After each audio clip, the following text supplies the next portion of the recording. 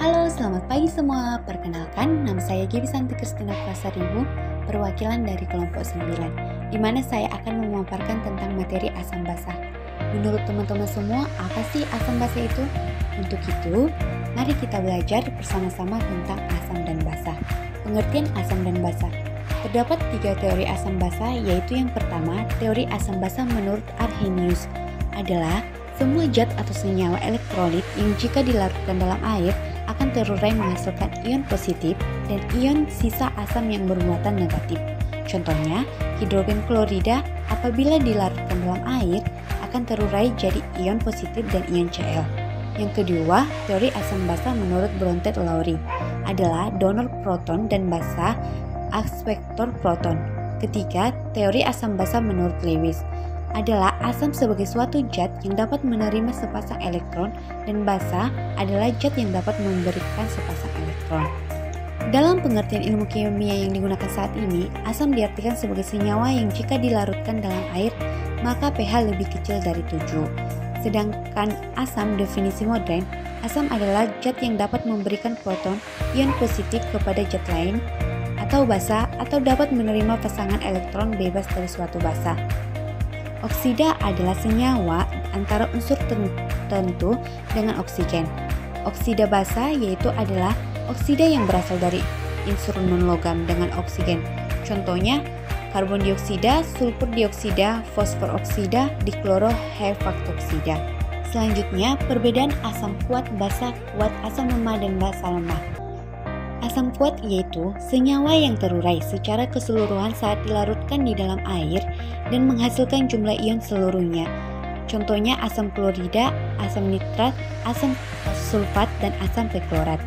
Kedua, asam kuat adalah senyawa yang terurai secara keseluruhan saat dilarutkan ke dalam air. Contohnya natrium hidroksida, barium hidroksida. Asam lemah adalah senyawa yang terurai saat dilarutkan di dalam air. Contohnya asam fosfat, asam fosfit, asam nitrit, dan asam asetat atau asam cuka. Basa lemah adalah senyawa yang hanya terurai saat dilarutkan ke dalam air. Contohnya amonium hidroksida. Selanjutnya, keseimbangan asam basa. Keseimbangan asam basa mempunyai arti yaitu suatu keadaan di mana konsentrasi ion hidrogen yang diproduksi setara dengan konsentrasi ion hidrogen yang dikeluarkan oleh sel. Terdapat 2 kelainan utama dalam asam basa, yaitu asidosis dan alkalosis. Asidosis yaitu suatu keadaan pada suatu darah terlalu banyak mengandung asam dan terlalu sedikit mengandung basa dan sering menyebabkan penurunannya pH darah. Alkalosis yaitu suatu keadaan pada saat darah terlalu banyak mengandung basa dan terlalu sedikit mengandung asam dan kadang menyebabkan meningkatnya pH darah. Apa sih faktor-faktor yang memengaruhi keseimbangan asam basa? Nah, faktor-faktornya adalah pemberian asam melalui makanan, penambahan secara endogen dari hasil metabolisme atau laktat. Ketiga, penambahan secara endogen yang tidak fisiologi, pengeluaran asam atau basa oleh ginjal dan usus, pengeluaran asam karbonat oleh paru-paru, pembentukan asam dalam jumlah besar oleh sel-sel lambung.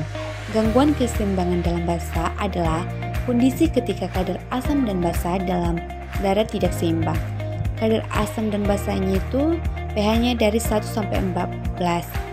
Kadar pH darah normal berkisar antara 7,35 sampai 7,45. Darah seorang dinilai terlalu asam bila pH kurang dari 7,35. Kondisi tersebut dinamakan asidosis. Sedangkan darah dengan nilai pH lebih besar dari 7,45 dikategorikan terlalu basa atau disebut dengan alkalosis. Keseimbangan asam basa dipengaruhi oleh fungsi paru-paru. Asidosis dan alkalosis yang disebabkan oleh gangguan pada paru-paru dan pernafasan disebut dengan asidosis respiratorik dan alkalosis respiratorik. Selanjutnya, apa aja sih komplikasi gangguan keseimbangan asam basa? Nah, komplikasi gangguan keseimbangan asam basa adalah yang pertama, asidosis yang tidak ditangani dapat memicu sejumlah komplikasi, di antaranya yaitu batu ginjal, gagal ginjal, penyakit tulang, terhambatnya proses tumbuh kembang, kegagalan pernafasan, shock. Asidosis dan alkalosis yang tidak dapat ditangani dapat menimbulkan sejumlah komplikasi, yaitu gangguan jantung, gangguan elektrolit terutama hipokalemia, dan terakhir adalah koma. Sekian dan pemaparan kami. Banyak kami ucapkan terima kasih.